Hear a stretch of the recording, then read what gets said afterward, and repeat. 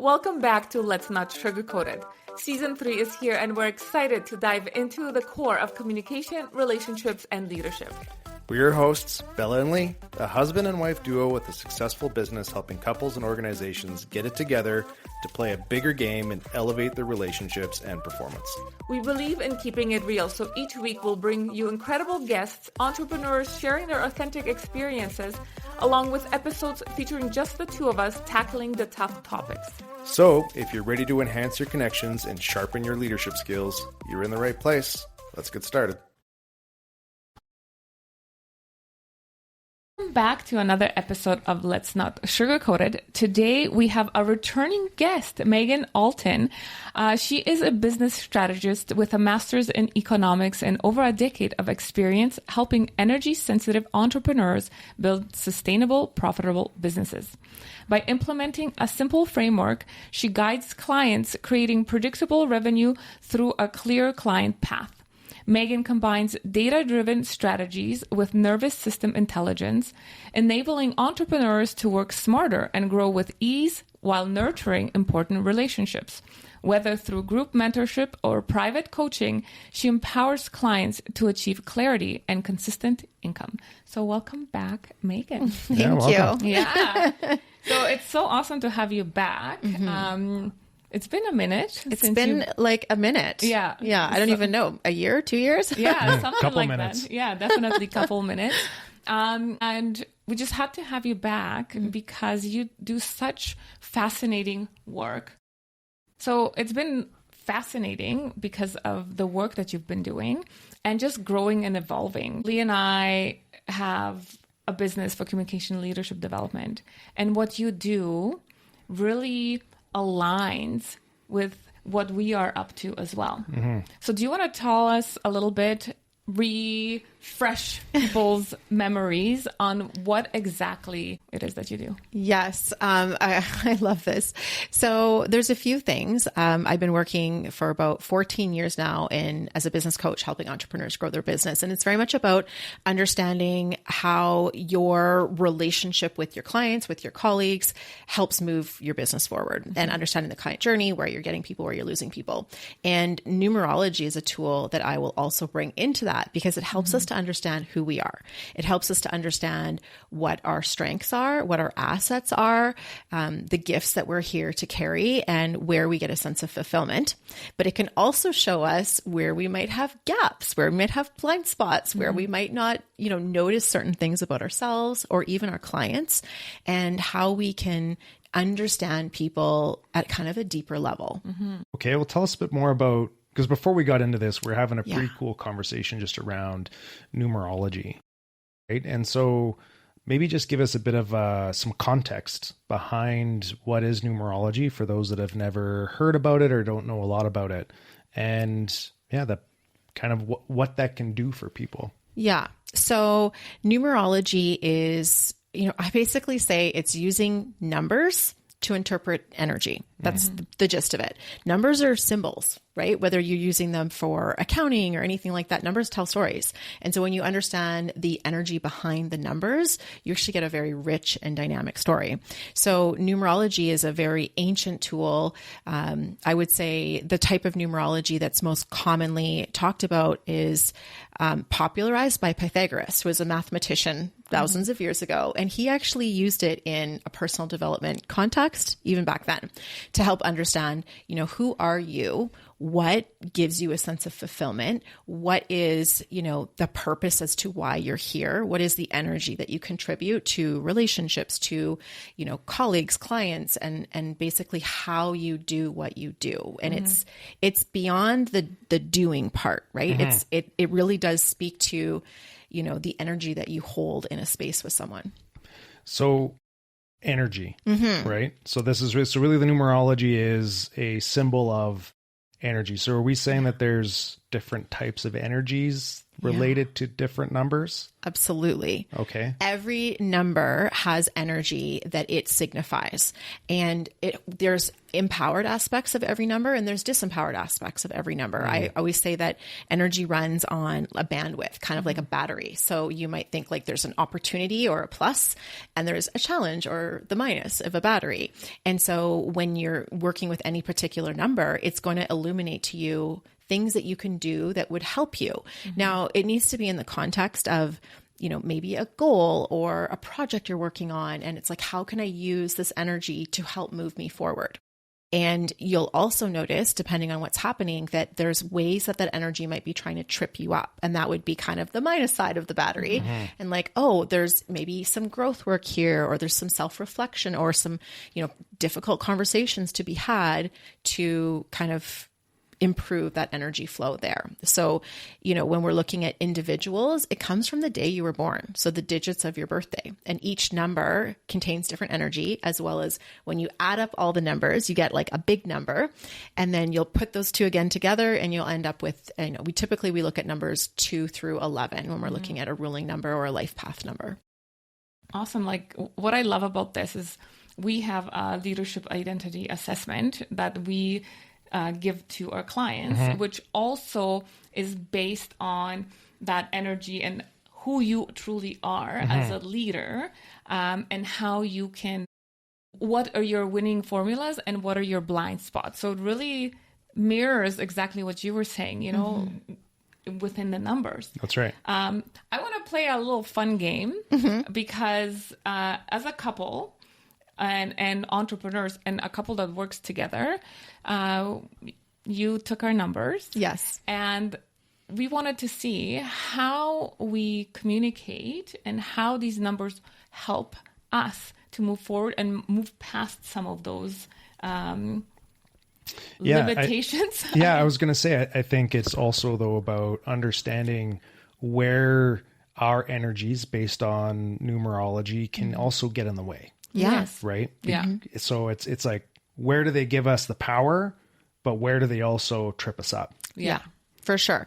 And, whenever I'm reading for someone, I always think it's really important that you hear what I have to say and then you opt in or opt out. Like, yes, that's relevant for me, or no, that's not relevant for me. And that we kind of get to choose. I know for me, the first time I had someone run my numerology, which was probably about 15 years ago now, I was like, that's not me. That's not me at all. And it actually caused quite a reaction in me. And as I went home and thought about it later, I was like, I wish that was me, but it's not me. And that was interesting because that was that sign of there was a part of me that had kind of gone dormant that wanted to come out again, but hadn't been given permission. And then the numerology was like, okay, there might be a little permission slip in this, but you're going to have to do some personal growth work before you can really embody that. Yeah. And definitely it is about that personal growth. Like what you do with the information is up to you. Yeah. A lot of people will do these assessments, will do, the numerology, and then it's a fun thing to do. And then they'll do nothing and then be like, oh yeah, I'm so-and-so. And then what? And then what? And then what, right? Like, what are you doing for your growth? What are you doing to look at your blind spots? Where is the growth in all of that? Because you still have to do the work. And I want to go back to what you said. It's like when we run the identity assessment, there's a primary and a secondary. And, there was a couple of people who are like, well, I am actually more my secondary on a day-to-day. In life, right outside of work, they found that they were more actually their secondary identity that showed up for them was more of like their true, self, where their primary was like how they were conditioned. They feel like to work, like I have to be this way to be successful at work, but it's kind of not aligned with who I feel I truly am. Right. Do you get some of that as well? All the time, because, in order to succeed, whether it's in school and society and work and career, in your family, there's certain traits that are considered more desirable. So we will often pick up traits that might not be our natural essence and use them. And I'm not saying that's good or bad, but it's a conditional response. And the question to ask ourselves is, does that actually energize me, fulfill me, and give me life force energy? Or am I doing it because I'm supposed to, because it's appreciated, or I'm given acceptance or approval because of it? And sometimes it's hard to untangle those, right? Yeah. Because acceptance and approval feels good. Like people want that, but it's like, does it actually fulfill me? And am I actually operating to my highest potential? What else could be available if I can take the skills I adapted as well as my truest essence and use those together? Now what's available to me? Yeah. So shall we get into what our numerology says about us? Yeah, I think that would be a good segue to see how we work together and certain aspects of our life. When you were saying a couple of things, I'm like, oh my gosh, that is totally me. And yeah. Well, yeah. So this is important. Why? It's important because in any relationship, especially, at the beginning, whether it's in business, in, a romantic relationship, or in our case, both, the beginning stages is like you get along, right? Everything's about how things work and align. And then over time, there's more stuff that starts to come out. Well, oh, here are the differences, right? Here are how things don't align. And so the power comes in not just where these energies work together, but where are those points where maybe they can cause conflict? That brings the awareness to, okay, how do I pivot? And how do I show up for my partner? Yes. Knowing those triggers, knowing their way of communicating, really helps bridge the gap in that miscommunication and resentment, because that tends to build if we're not knowing how to communicate with each other and knowing our partner on a deeper level. You know how we get together, it's all the first love, everybody's on their best behavior, and then you start living into your true self, true essence.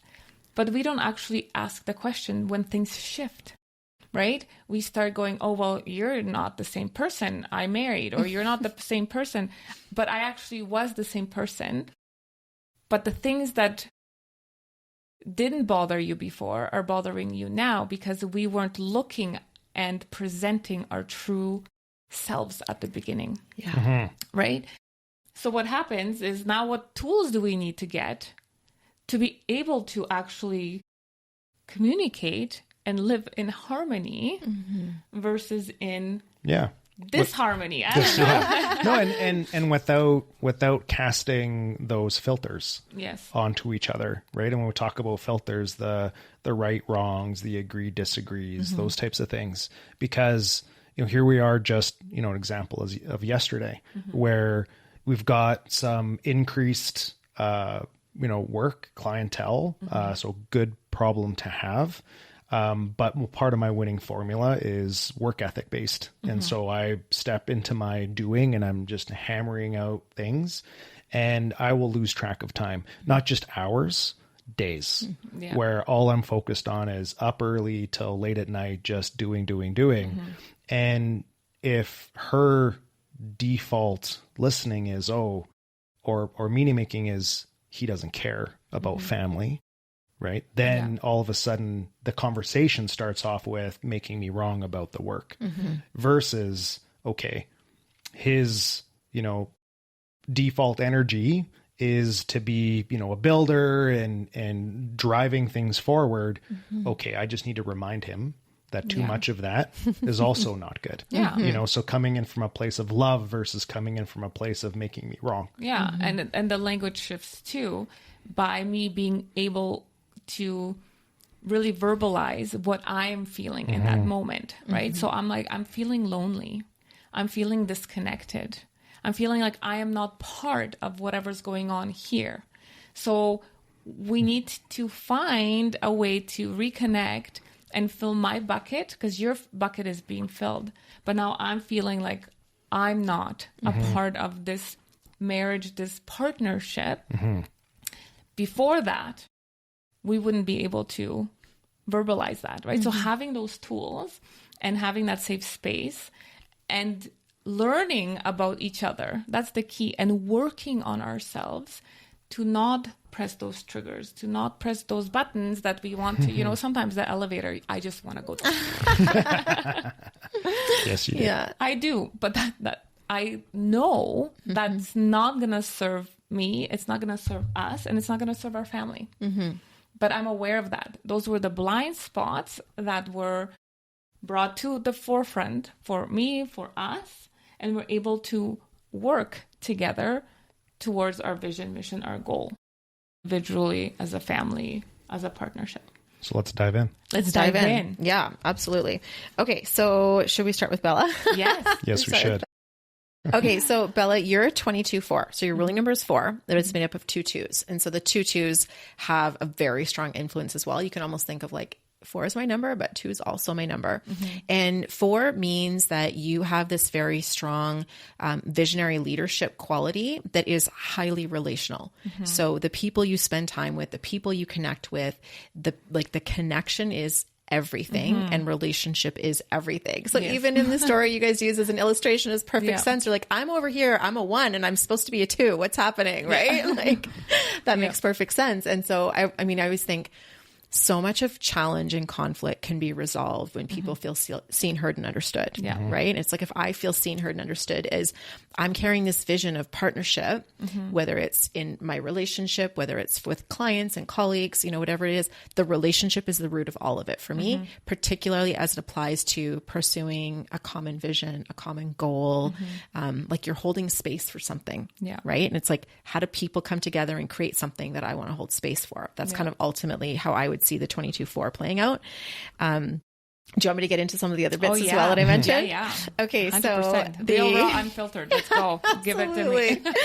So, well, I thought this was interesting. You both have the arrow of frustration, which is fascinating, because the arrow of frustration is one of those influences in numerology that people love to hate. Right? It's like, oh, it's so frustrating. But it's like the arrow of frustration is the red flag that shows you when you're out of alignment. And so it's like, frustration for you isn't meant to be something you force. It's meant to be something to notice of like, what is the frustration showing me as to where something is blocking my path, where something is off course or off path or out of alignment for me. And so you want to take it in. It's like, oh, I'm frustrated because this isn't my road. There's something in the way. There's something not quite right. I need to pause and assess for a minute and figure out what would get the frustration away, and then do that. And then it will flow. Right. So it's actually a frustrating, but handy influence, because it will create better alignment, and that means more flow. Yeah. Well, I love that, because we talk a lot about discomfort not being something that you need to avoid or get used to in a context where, discomfort is now comfortable for me. Discomfort is an indicator. It's a data point to say, pay attention. Why am I feeling uncomfortable about this? It's the body's way of saying this is a situation or a conversation or whatever that you need to pay attention to, not divert your attention away from. Yeah. Well, and I love that, because I would 100% agree. It's like, this is information. Once I process the information, then I'll know what to do. And that's where I think it goes sideways when people have the, expressions in their mind of like, feel the fear and do it anyways. And it's like, well, there's times when we do need to do that, but there's other times when that feeling is coming up to cause us to make a shift, to make an adjustment, to make a tweak. It might be a massive shift, or it might be something small. But if we don't process that information and we try to just bulldoze through, that's not helpful. No, because you can bulldoze through that fear when you think about just do it anyway. You can bulldoze through without understanding why is that fear, that discomfort there in the first place. So then all you're going to end up doing is constantly bulldozing through that same thing over and over again. And no lessons to be learned. Like, you don't know why. And then you come out on that other end going, I'm still here. I'm still not where I want to be. So I did the hard thing. And now I got to do it again. And I have to do it again. And it's this constant perpetual cycle because we don't question our own feelings and why, right? And that's the beauty of these tools. They're just like you said, information to give us a starting point to start looking inward, going, why am I feeling this? Why am I doing it this way? Why am I allowing, this relationship to make me feel a certain way? It's not always like on the outside. A lot of this work is on the inside, and it is important to do the work. Otherwise, it's just a fun thing to do. Right? Exactly. Well, and I didn't mention this before when I was talking about the 4, but one of the shadow traits of the 4, or the disempowered aspects of the 4, is carrying the weight of the world on your shoulders. Oh, that is so you. That's totally me. And knowing that this arrow of frustration is meant to help you, these multiple 2s are meant to help you. It's like you're meant to turn towards relationship, or if you're noticing that frustration creep in, it's like, okay, information, what is this information trying to tell me? So I can shift out of carrying the weight of the world on my shoulders and shift back into holding a vision for some relational goal. Does that make sense? Yes. It's just, He's like, yeah, yesterday. Yesterday. Yeah. It is. It's hard for me not to because I care so much. But it's at the expense of my own being, my own self. So, he's really good at stepping in and going, okay, simmer down, chopstick. We need you to rest and digest versus constantly being in a fight and flight because I'm managing so much. And what of those things that are on my plate, on top of my shoulder, or per se, are not for me to carry. So do I just give them back to, and the responsibility to, the person that I'm taking it from? Yeah. Another beautiful part of, these tools and conversations is about language, right? Being able to use this language as a way of expanding the conversations that we have and the possibility of what can come out of them. Because we talk a lot about masculine and feminine energy. And so we're able to use those terminologies now, not in a blaming way, but sometimes I could just say, hey, you're leaning into your masculine and that's not where you need to be right now. And then she's just like, oh, yeah. That's right. That's the distinction is between the doing and the being. Yes. Even it's hard for me sometimes to disconnect and just take care of me. Because I feel like if I'm just laying on the couch or if I'm laying in bed, I'm feeling ill, but I'm not doing anything. That uncomfortableness, I need to explore. Why is it uncomfortable for me to be just laying and taking care of me? Yeah. Right? Like, are you allowed to just exist? Right? Who am I if I'm not all these things and I'm just Bella in bed? Because I'm feeling like I'm coming down or I'm run down or I'm like an orange in the burnout. It's like, well, I'm not a red yet, in the burnout scenario. I can still push it and then I'll die. Or like, imagine this, that you rested for no reason. Like, imagine that. I know, right? Holy man. That's another concept, to rest with no reason. I'm going to have to explore that because that's a foreign concept to me. and the weight of everything on your shoulders. I mean, we even just had a conversation a week ago, I think, maybe 2 weeks, where we constantly live in this world of polarization. Something is or isn't. And so when we've got a lot of things to do, it feels like we have to say yes or no, and that they're both finite, that if we say yes to something, we can't later say no, or once we say no to something, we can't come back and say yes to it. So we say, you know what? Not now. Yes. Right? I introduced this concept. We did a ladies getaway, and that concept shifted a lot of mindsets because it's not so finite. Yes or no are. It's either yes, you're committed, and now, integrity kicks in. No, same thing, you're committed. But with not now, or later. Yeah. But the not now was so powerful because we only have so much that we can hold on to or carry on our shoulders. And although I do want to, not now. This is not the time. So the power of, because I know there's a lot of like the power of no, right? Yeah. I feel like we've shifted into the power of not now. It gives us so much more flexibility, I think. Yeah. Right? Not to shut it down because maybe it's not aligned today, but in a month, in a year, it is. Yeah. Yeah. Right? So not saying that definite no, just saying not now. Well, and I think to your point around the languaging is really interesting because, you know, looking at, let's talk about just like the vision holding versus weight of the world on your shoulders and the ability to take time to rest, right? If you know part of my essence is relational and holding a vision. So by resting, how am I actually contributing to vision and relational connection? And as soon as you figure out that association, you can be like, oh my gosh, the best thing I can do right now is rest because I'll actually be able to see the vision more clearly, or I'll actually have, you know, a more regulated nervous system for the next conversation I have. Right. And so then it almost gives you the permission slip you need of like, this is the recipe for me to live into my strength and my essence and my purpose. Yeah. Yeah, it's true because there's times I do a lot of events. I do a lot of networking.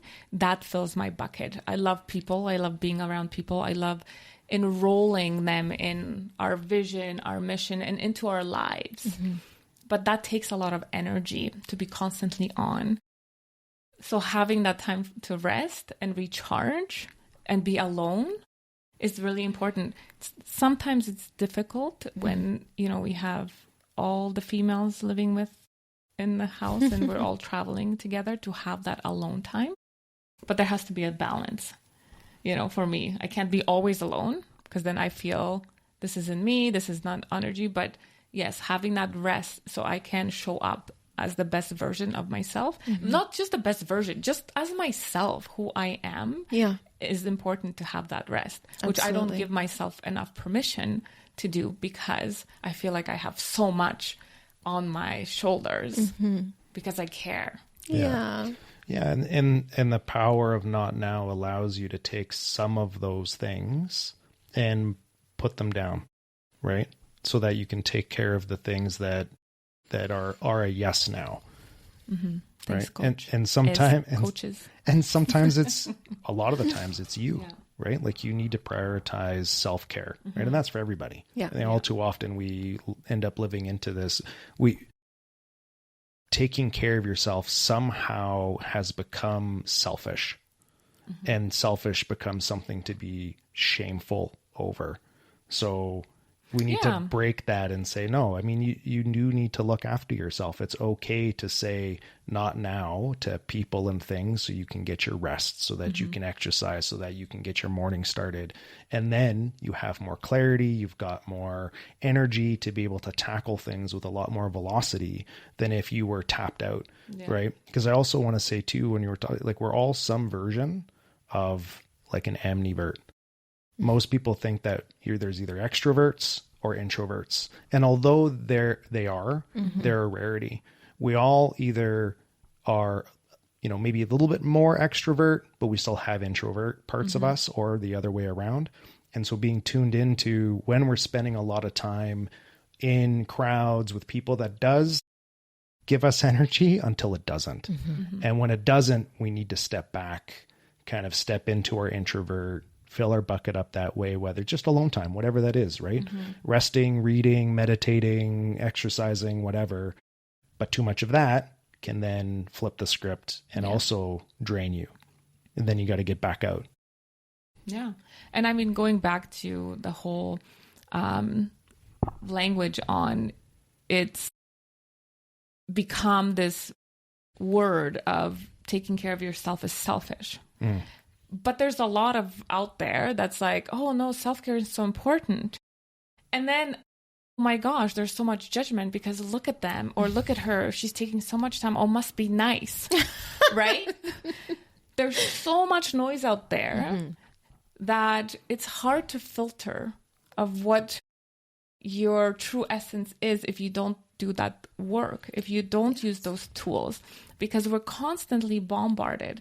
Or even having somebody like a coach, you know, a relationship, whatever, for business, to bring you back out of those blind, like what you don't see is you don't see, until you start speaking to somebody who's on the outside and they're able to pull you out of that tunnel vision and say, hey, there's opportunity here for you to grow. There's opportunity here.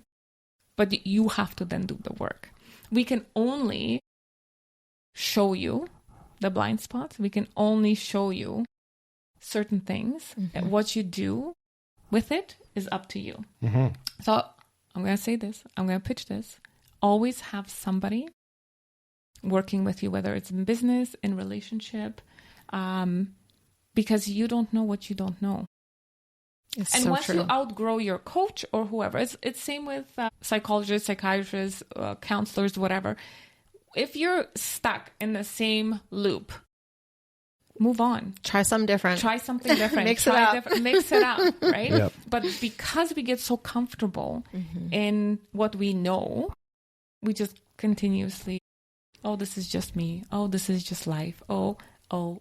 And right? that is one of the things that I think drives me crazy is when people use either their current reality or even a system like numerology or any type of typing system to argue for their limitations. Like, well, I'm this, so I could never be this. Yeah. It's like, no. They don't work that way. Yeah. This is what your numbers say. This is what our leadership identity says. And these are your strengths and these are your blind spots. And now you need to work them. And what do you want to do with that? Yes. Like, does that serve where you're headed? Yeah. Or is there something else you need to bring on board or further develop to help you get to where you want to go? And this is where I think having that sense of the vision, the mission, where I want to be is helpful, because otherwise this is all information, but like, what are you going to do with it? Yeah. It's like, does it help me move the needle forward? Does it help me have a stronger sense of confidence, a stronger sense of balance? Like, what is it that's going to help me get to where there. I want to be? Yeah. But first you need to know what it is that you want. It's like the map. It is, right? Yeah. So now I'm curious. So her numbers have her kind of like on a default of weight of the world on my shoulders. That would be a challenge associated with the 4. Right. So when she's up against that frustration, what through this process, what's available to her now to be able to like work through that?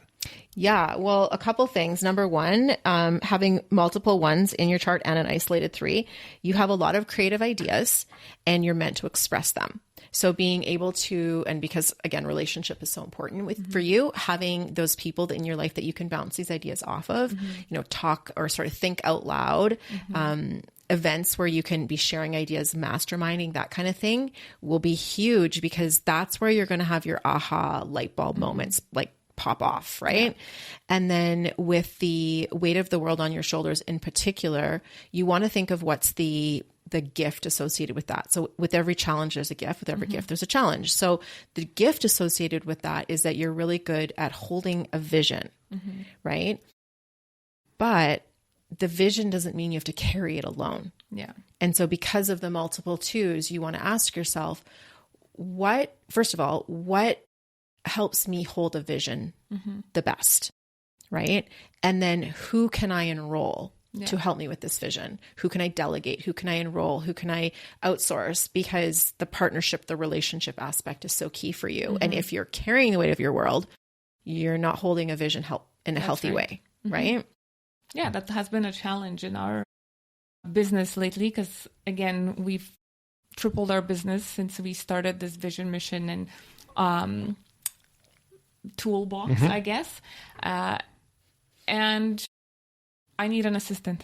It is time, because I am being bogged down with all the things that I don't get lit up. Yeah. We just had this conversation yesterday as well. Yeah. I'm like, January, it's happening. Yes. Because it's not, we have other coaches and mentors and stuff, but what is it that really is sucking the life out of me, and where I'm not in that creative state, where I don't feel like I'm living into my true essence. I'm just doing. And the more doing I'm doing that's not aligned with who I am and where my energy wants to flow, the more frustrated I get with myself, with my husband, with the children, with everything that's going on, because now I feel, again, the world on my shoulder, and I'm not living my vision, my mission. Yeah. So that's another thing that we also do is within relationship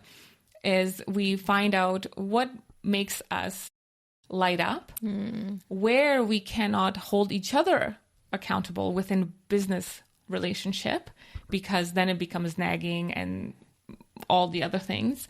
And where do we need to outsource?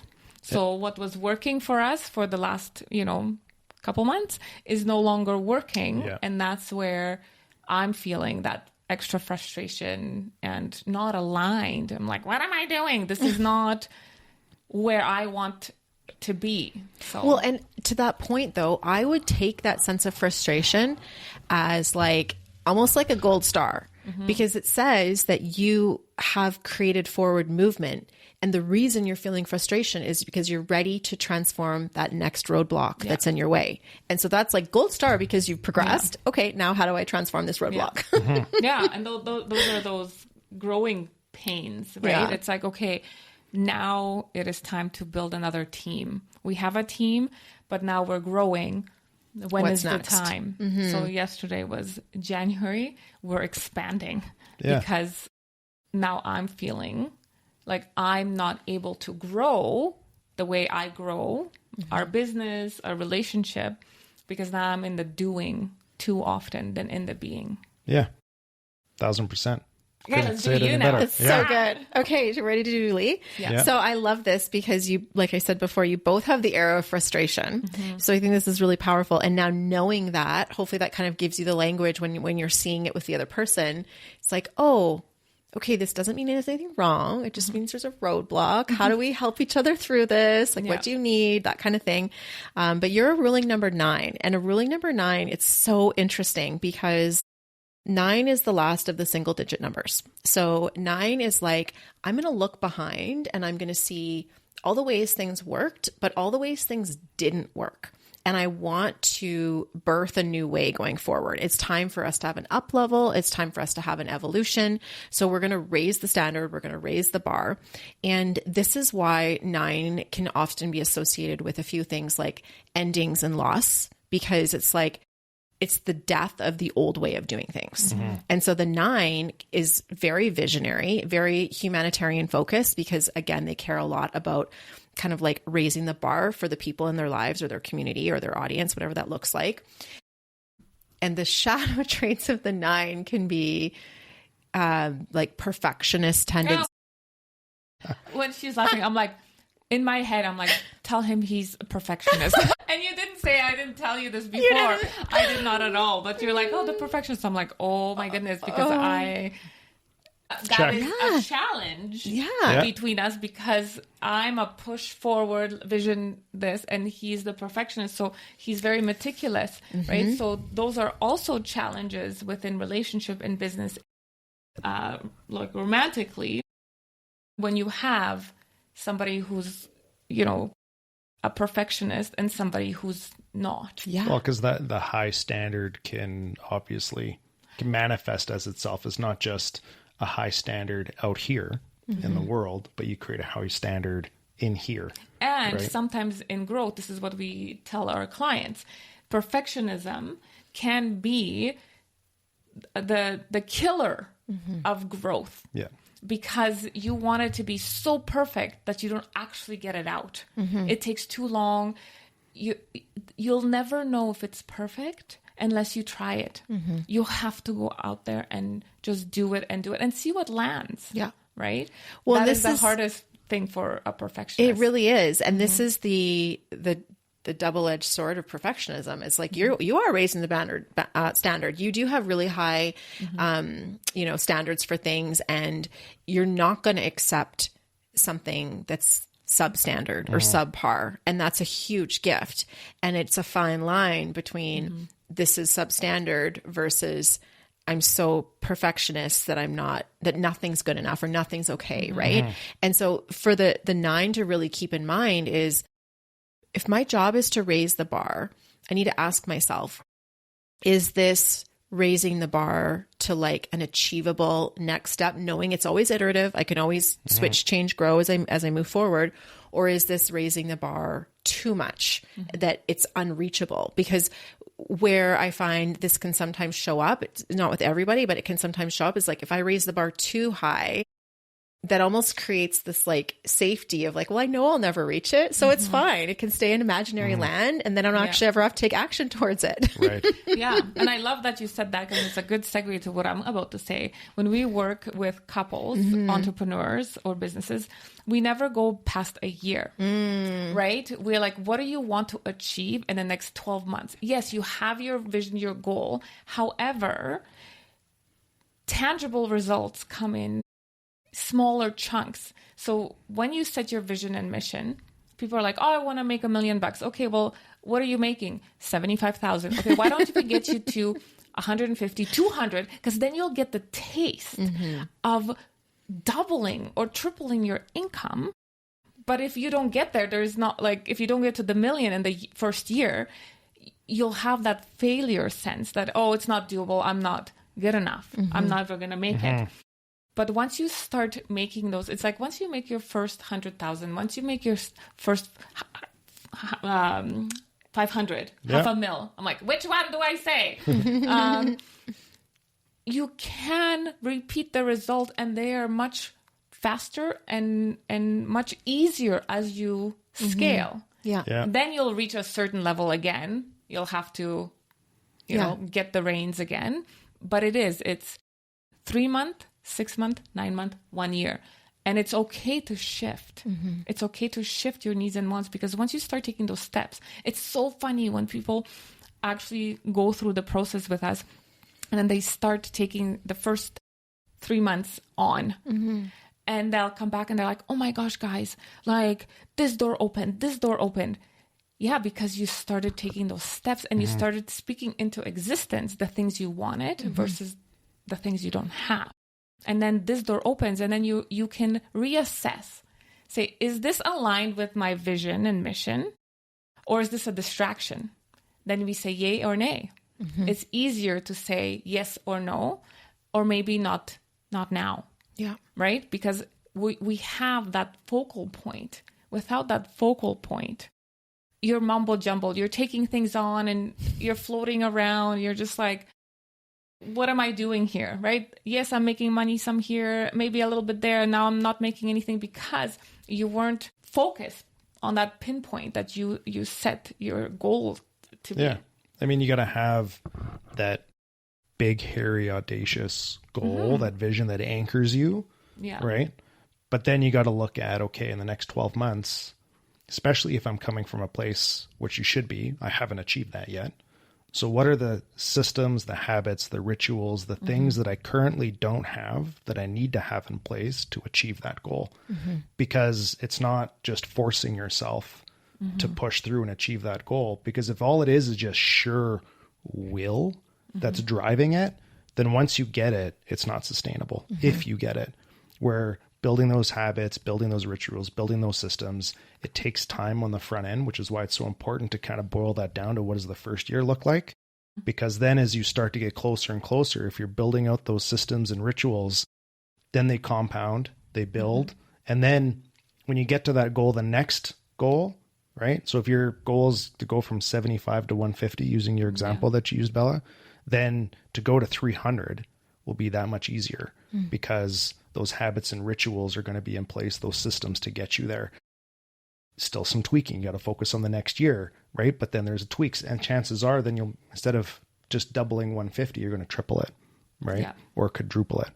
So, well, this is part of the gift that you carry, is because you have the higher perspective. you're able to see these bits and pieces, like see the patterns that other people can't see because they're still like in the forest. And you're like up on the hill looking down like, oh, like, do you see that over there? Yeah. The maze, it's like guiding from the top as you have that bird's eye view. Right? I can see that. Yeah. Yeah. Yeah. I can totally see that. Yeah. What would be part of the shadow side? So the perfectionist is the shadow side, which can manifest in like being critical, whether it's self-critical or critical of others, because you're like, I can see everything so clearly. Why can't you? Right. And it's like reminding yourself, well, they have a different perspective. They're in the maze or they're in the forest, and you can kind of like guide them, but they're not going to see it as clearly as you are. And so trying to maintain the idea of like, as long as we're moving forward, a couple steps here, forward, back, you know, it is what it is, versus the like perfectionism, which would manifest as like critical, you know, self-critical. Because even when I say self-critical, it's like, again, you have this vision or this perspective of raising the standard. And it's like, you can't always hold yourself to an impossibly high bar either. Right. Yeah. Which is true. Yeah. No, it is true. And, you did go through a major shift this year as well, even with your, you know, like your physical transformation. You set a goal and you're doing it. You tried to enroll me into it, but I'm like, oh my God, that's way too much. But yeah, also not being a little bit more biased towards action, right? Where it's just the kind of my new mantra that I've been using kind of in my morning reflections is like my imperfections are actually my sources of strength, right? Because if I was perfect, there'd be no more room for growth, right? Or development. And that's where all of our, you know, power comes from, is knowing where to improve. And where do we improve? Well, things where we're not perfect in, right? And so that's been a big shift for me. Yeah, it is, and it's a really powerful shift, just from like your personal growth, in that not accepting that you're not perfect, and that I accept you as that. Yeah, it's like the new high standard. Yeah. Imperfection. Yeah. Right. Because he always wanted to be the perfect husband, the perfect, like all this stuff. But again, certain things, what he thought was perfect, for me, it wasn't. Right. It's such an interpersonal definition. Like what's perfect to one person's not to someone else. Yeah. And we weren't having those conversations until we did. And we just like, holy man, you know, what you want and what you think is not what I think. So let's merge our thinking and our communication so we can have a better understanding of what it is that we need individually, but also from each other. Yeah, absolutely. Okay. You're cute. Oh. You're cute. The other piece I wanted to talk about just a little bit, Lee, is the double threes.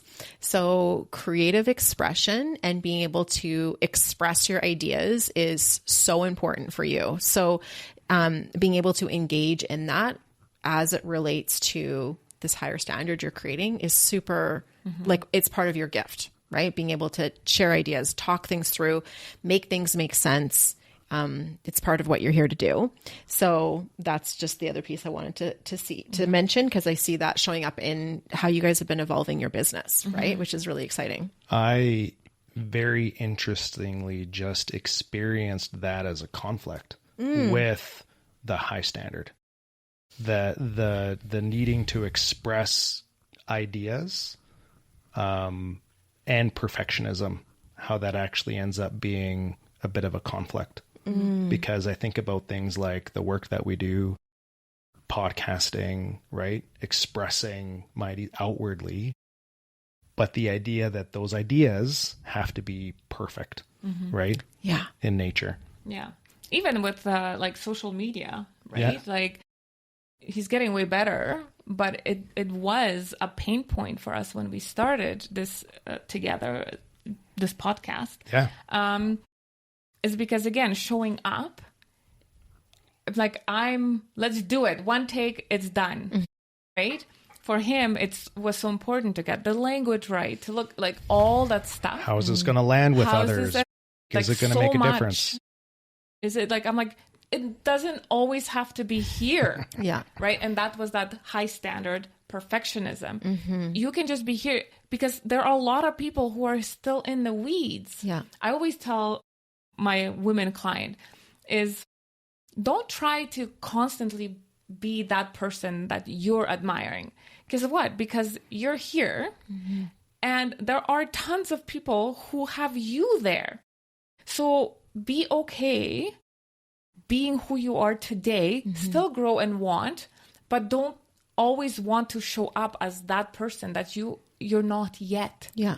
You're getting there, you're working towards, but there's a value in every stage of our life. Whether you're 20, whether you're 30, 40, 50, 60, we all come with knowledge and experiences that others haven't gone through yet. So we're kind of losing that because we're always looking to the top. It's like, guess what? We are the top to somebody else. And they're going, holy man, how do you do this? And you're like, what are you talking about? I need to be up here, right? So having value in where you are, and that you're always able to gift people gifts from where you are is so important to recognize while we're, chasing our goals and dreams. Because a lot of people devalue them. Like, they're like, oh, I'm not good enough. I'm not smart enough. I don't have enough education. It's like, let's just pause that for a minute. Yeah. Let's focus on what you do have, because there's some pretty amazing things there. Exactly. Right. Yeah. So how do I leverage, this power of the numerology, this sudden like aha moment of like, okay, I've got, these two like gifts, right? There's this challenge, right, of perfectionism, and how I can see how that gets in the way of expressing creative ideas, right? And that does light me up. I love whiteboarding. I love coming up with ideas and all that type of stuff. But then ideas turn into like a lack of action because of the perfectionism, right? Yeah. So it's not about generating ideas that's an issue for me. It's taking action on it. And getting on a podcast or social media, as you're talking about, is a form of action, right? Of expressing those ideas and stuff. So what is, one or two things that I could use or work on to work through those challenges? Yeah. So 100% getting on social media or a podcast or a mastermind group and talking through the ideas is huge for you, because it's almost this idea of, the expression thoughts become things.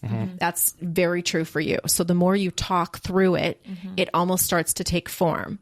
So you have to trust that the talking is building something. Don't just keep it to myself. Don't just keep it to yourself, because my famous words. It's when you think of the thing that you're like, it's like a project you're working on or an idea you're working on.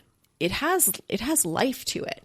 So it needs to breathe. It needs to have contribution to it. And so if you're like just holding it in, that's like putting a plant in a room with the lights off. Do you know what I mean? It can't get life force energy to grow and expand and create and receive input, whether it's water and sunshine from other people bouncing ideas off with you, or someone's like, oh, you should read this book, or, oh, I should introduce you to so-and-so. And that is like fertilizer to your idea, right? So that's number one. Number two, I would say, and this goes for all of us when we're looking at the shadows or the gifts associated with our numbers, is when we are depleted, when our nervous system is fried, when we're on the verge of overdoing it, we're going to more likely fall into sabotage. So the criticalness or the perfectionist tendencies, if they're cropping up, I would almost use that as a bit of a flag to be like, oh, like, what do I need to do to chill out? Or do I need to work out? Do I need to walk? Do I need to drink some water? Like, what do I need to do to come back to my center? I thought you were going to say wine, but okay. Depends on the day. Like, if I'm feeling dysregulation, my default might be the criticalness. So how do I get back to regulation? What does that look like for me? And different days, it's going to be different, right? Yeah. And then the other part I would ask myself is criticism or perfectionism will be the death of this idea. So if criticism is the death of this idea, how do I hold this idea and take a failing step, take a faulty step, take a step that may or may not work? Because again, there's just such a strong visual for your energy of like, it's a plant that needs sunlight and rain and fertilizer, and not taking action on it is robbing it of the resources it needs to grow. And so it's like asking myself, am I actually like working right now through the perfectionism and figuring out what's my next step, or am I robbing it of resources? And then you'll probably know, like, oh yeah, no, I'm kind of stuck right now. Okay, that's fine. Regulate. And then what's the next step? Yeah. I'm thinking about the fact that when I have an idea, a part of this high standard is also about, I need to know how to get it. I need to know how to achieve the high standard. It's not just about having the idea of this new thing, but how to get there. And then, so not talking about it is because I haven't figured out the how. Yeah. But what I'm hearing is the talking about it is the step to figuring out the how. It will carve the way. Yeah. Yeah. That's how I'm feeling. Is that kind of landing for you? Yeah. No, 1000%. I mean, that's how I get things done. It's like I have an idea and out there sharing it, right? And then it's like somebody comes into that's what I'm talking about, the doors opening when you're starting. And it's okay to have ideas and some not work out and some change.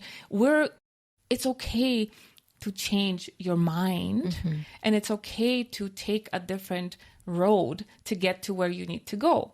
And I always say this example because we set our intention for this year is in September, to move abroad. We were on the path of, we were going to rent our house out for a year and then go move abroad. However, there was this feeling inside, for some reason, the first person, like within 3 days, we had somebody wanting to move in September. Everything checked out. But you know how, as intuitive beings, when you turn into, listening to your intuition, something wasn't sitting right. And then stuff with my mom's health started popping up. So we needed to step back, because it's like, well, if this is a thing, we cannot move forward. We still were moving forward with our business, just the plan shifts. And because of that shift, and we listened, I'm glad we didn't, because we wouldn't have done the things in business. We're still traveling, not the same way. We're still traveling. But if I was so stuck on, this is it, right? But within 3 months of us saying that that's where we want to go, this door opened and this door opened. And does that get us here? Oh, hell yes, it does. So I'm just going to take this road. And guess what? There's nothing wrong with change. And a lot of people get stuck on, well, I said so, so now I must. And that's a form of sabotage, I would say. 100%. Yeah, like someone's trying to hand you an opportunity here and you're going to refuse it because you said you were going to do something different. Yes, right? And then, it's interesting. I think also people have a hard time maybe saying yes to something because they feel like they can't say no to it later. And so they don't say yes to it now because they're unsure. Yeah. And so it's like, oh, I have this idea, or whether it's to like step into a certain career or to start a certain business or whatever it might be. But it's like, I don't know if I want to do that though forever. Yeah. It's more of like, well, just do it anyway. Try it and see what happens. Try it out. Yeah. I mean, because you never know. Right. And it's okay. It's like going to university the first year. You take a bunch of courses that I'm like, I'm never going to do like some farm math stuff. Sorry, we're talking about numbers, but numbers have never been my thing, except money in and money out. That's all I care about. Yeah. But really, you're trying certain things. I thought I would want to be a nurse. But then we had biology 101 and I had to dissect things and taking blood. Like I fainted. I used to like be that was a gift to the world, you not being a nurse. Yeah, probably, because I get the heebie-jeebie with moving teeth. Like, yeah. But again, I was curious. I went and did it, and then I was like, nope. Well, that's the thing. The action gives you information, more data points, and now it's like, now let me reassess. Yeah, and it's in those actions, right? People say, oh, it's a failure. No, it's a lesson. that, okay, this isn't working. It's not working for me. It's not working for my business. It's not working for the family. Because unless you're, alone without anyone and anything around you, it's okay to say, okay, this isn't working. I need to pivot. People are so afraid of change and so afraid of pivoting. And that's why they're stuck in where they are, because they fear the change and the unknown. But guess what? Maybe there's something much more beautiful on the other side if you just let this one thing go. And knowing, who you are, why you are the way that you are, I think is a huge part of that. So using a tool like this to learn a little bit about kind of your natural energies and how you show up really does provide that context of, okay, why do you feel like you are always taking on the whole world and everything is on your shoulders, right? That provides me some understanding. So then I can show up for her the way that she needs me to, but then also understanding for you to be like, oh, this is why I feel like this sometimes. Yeah. Right. And then it's not something that, like, for me, knowing these things, right, for me having this kind of tension between how do I act on these, creative ideas and maintain this high standard at the same time, how do they work together? Instead of it being this default, okay, well, I need to dive into books and research and do all these it's a form of, it's procrastination. It's movement, not necessarily action. Yeah. Right. So I'm doing things that give me this false sense that I'm actually taking action towards those ideas, but really I'm not. I'm just collecting more information and procrastinating in a, smart way, to make it seem like I'm not. And then, so you see that as no longer having to be like, oh, he doesn't really care about this idea or this vision or whatever, because he's not taking the action. It's like, oh, he's up against, how do you maintain the high standard when you don't quite know how to do it, right? How do you maintain a high standard when you're also trying to not make a mess? Well, it's all related. Yeah. Right. It's all one thing. Yeah. Yeah. Well, and by definition, it's like raising the bar is going to require something that's going to be unfamiliar in a sense, right? Because the bar would already be there if it was familiar. Yeah. Sometimes you got to take on some water, right? Into the ship. Yeah. No, but that you said that beautifully, because that was something when we started few years ago, we were up against. Yeah. Right? It's that, why are you reading more books? Why are you doing more research? Let's just do it. And then it would fizzle out because then I would get frustrated because we're not moving. And I'm like, well, I'm just putting my energy into something that never going to happen because he's in his books and whatnot, but nothing is moving forward because of the perfectionism. Well, and this is actually another piece we haven't really talked about with the dynamic of your numbers is you have a physical number, which like you want tangibility, whereas Lee has a more intellectual number. So he wants things to make sense. He wants to understand. So the default is going to be to intellectualize, and the default for you is going to be something physical or tangible, right? 100%. Check. Check and check. Yes. Right. So maneuvering that. At some point, it almost, because we didn't understand each other, our marriage almost fell apart. Yeah. Right? Like there comes a breaking point where it's like, what the heck are we doing? Like this isn't working for you or for me. But when we did the work, we sat down, we processed a lot of things, we got a better understanding of where each of us are, and then came together. It's like, where do we want to go? Yeah, it's not just about learning about yourself and stopping there. It's doing that and then sharing it so that your partner can also learn about the stuff you're learning about yourself, so they can see you differently. And it's not the destination, because here we are continuing that process, learning about ourselves more and more and more. It's there's always something that you still don't know, that you don't even know. Right? About yourself. And we're all growing. Like each season in life, each, decade, even within 5 years, we're different people. within a year, arguably. Yes, time is moving in such a fast pace these days, right? And life changes. Like, it does throw you curveballs, unexpected events, and you have to pivot. And the more you practice or work that gear, the easier those pivots are going to be. Exercise that muscle. Yeah. Right. Yeah. It's just doing it, you know, and having the tools is so important. Having the tools, having people to help you, to reflect back, to have those conversations with. Yeah. So again, super excited. I'm going to plug this in again because I did it with Dr. Tracy and Dr. Jason. We are going to be having a couples retreat, and Meaghan's going to be part of that, where we bring together modalities and different systems to give you a better understanding of where you are, who you are, and where you want to be. Yeah. You want to scale your life, you need to scale yourself. Yes. Right? Scale yourself, then you can scale your relationships. Then you can scale your business. That's right. So I love it. Yeah. So where can people find you? MeaghanAlton.com. Or you can find me on Instagram, Meaghan Intuitive Strategist on Instagram. And send me a little DM and I'll calculate your numbers for you. Yeah.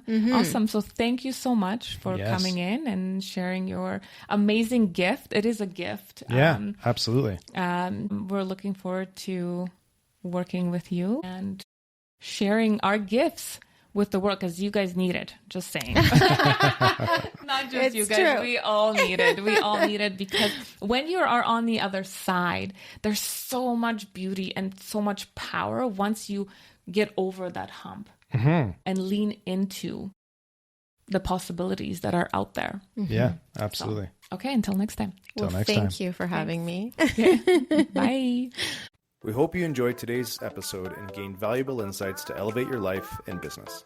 If you found value in our conversation, spread the love.